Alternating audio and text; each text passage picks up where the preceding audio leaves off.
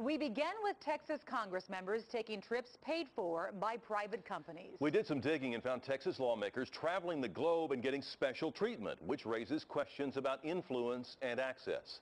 11 News investigates, and reporter Lee McGuire shows us who's getting the special treatment and where they're going. When you think of a junket, this is the image that most of us see. A free trip to somewhere nice, paid for by someone with an agenda. But weeks of research has revealed that members of the Texas congressional delegation have somewhere else in mind. Baltimore and Cambridge, Maryland.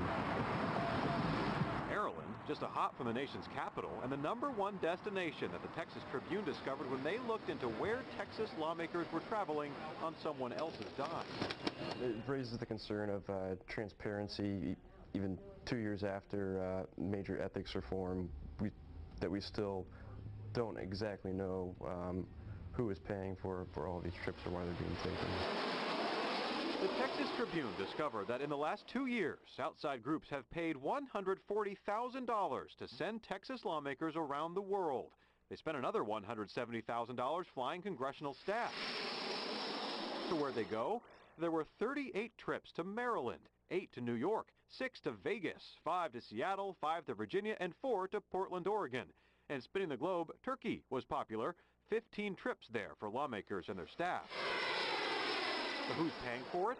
The Maryland-based Congressional Institute bankrolled 34 trips, followed closely by the conservative Heritage Foundation at 32.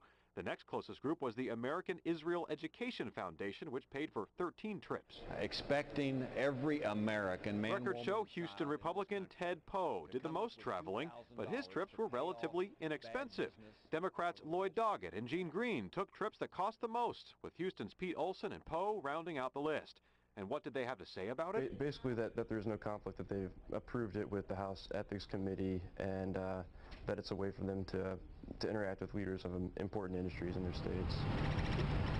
Not quite exotic vacations, but free trips to lots of places for the people you wanted to be in Washington. We also found that one member of the Texas delegation, Republican Michael McCall of Houston, ran on a promise not to take these kinds of trips. And records show he did not take these kinds of trips. He said that they improperly create a perception that lawmakers are beholden to someone other than the people. For Live News Downtown, Lee McGuire, 11 News.